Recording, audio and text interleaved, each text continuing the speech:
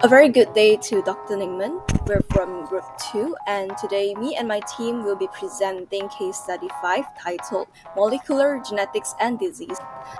So for the first part, we have understanding of TMD's molecular basis. TMD, which is also known as Duchenne muscular dystrophy, is under a muscular dystrophy. So the definition of it is a heterogeneous group of genetic disorders characterized by the progressive loss of muscle strength and integrity.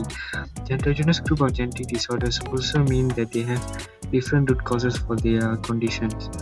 This comprises of three main dystrophies, which is Duchenne muscular dystrophy, Becker muscular dystrophy, and intermediate form. So Duchenne muscular dystrophy is the most common form of muscular dystrophy, and the pattern of inheritance is X-linked recessive, which means it affects males more. It is also due to mutation of the dystrophin gene located on chromosome XP21. So DMD is mostly caused by mutations in the dystrophin glycoprotein complex, which connects the cytoskeleton to the extracellular matrix. This serves as an anchor to join the extracellular matrix and the internal cytoskeleton of muscle fibers. So for the mechanism part, during muscular contractions, the leak aids in maintaining the stability of the muscle cell membrane. In the absence of dystrophin, the muscle cell membrane becomes brittle and more prone to injury, causing inflammation, degradation of muscle fibers, and increasing weakening. Mutations also result in a limited production of dystrophin, which results in loss of myofiber membrane integrity, with repeated cycles of necrosis and regeneration. And for last, fibrous connective tissue and fat progressively replaces muscle, leading to clinical features. DMD is mostly DMD gene that codes for protein dystrophin located in the short arm of the X chromosome, which is XP31.2 locus. Mutations in the DMD gene prevent the production of muscle isoform of dystrophin protein DP427M. Dystrophin protein is part of the larger complex, which is dystrophin-associated complex, and it is located between the sarcolemma and outermost layer of myofilaments in myofiber. It acts as a membrane stabilizer to the sarcolemma during muscle contraction and relaxation to prevent damage. About 70% of DMD mutations results from genomic rearrangements that lead to large deletions and duplications involving one or more gene exons. The other mutations are small nucleotide variants, small insertions or deletions, which is indels, or splicing alterations, which can occur anywhere in the genome. Due to the deletions that disrupt the reading frame, absence of dystrophin protein will be produced at extremely low levels, while deletion that maintains the correct reading frame, a smaller but functional protein can be produced. A loss of DAC would lead to dissociation of proteins of sarcolemma as it becomes more fragile and causes muscle fibers susceptible to damage during contraction and relaxation. This will lead to progressive muscle weakness and express features of Duchenne's muscular dystrophy. Here are some treatment options. So first we start with corticosteroid, for example prednisone and deflazacort. They work by reducing inflammation and slowing muscle degeneration. Second one, we come to physical therapy and rehabilitation. It focuses on maintaining joint flexibility, preventing contracture, and optimizing mobility.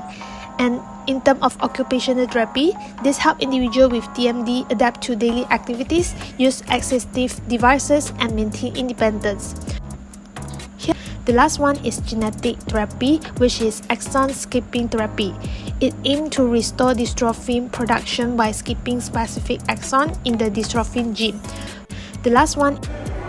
Here are some current research. First is about microdystrophin gene transfer show premise for treating patients with DMD using recombinant adeno-associated virus serotype RH74 and codon-optimized human microdystrophin driven by a skeletal and cardiac muscle-specific promoter with enhanced cardiac expression.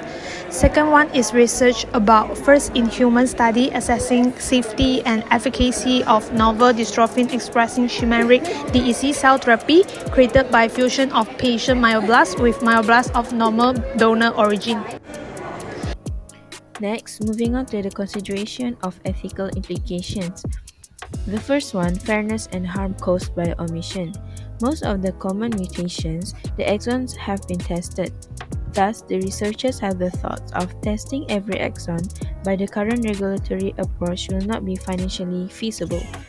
Thus, this will increase the likelihood that children with rarer exons will not receive a modification that can improve their quality and save their lives. Next, minimal access.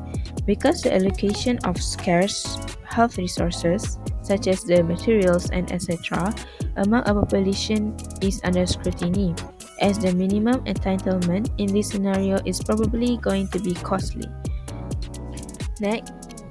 Next, evolution of ethical consideration. The ethical considerations surrounding Duchenne muscular dystrophy DMD gene therapy are complex and multifaceted.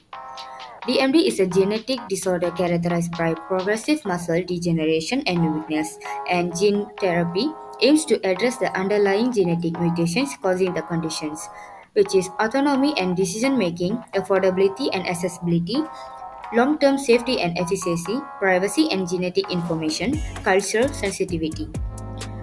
Next, thoughtful analysis of ethical consideration related to therapies for Duchenne muscular dystrophy gene.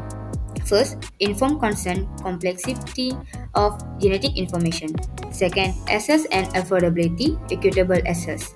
Third, long-term safety and efficacy, balancing risk and benefits. Fourth, inclusion in clinical trials, representation and diversity. Fifth, community engagement, inclusive decision making. 6. Post-treatment follow-up, long-term monitoring and support. 7. Global consideration, global access and collaboration.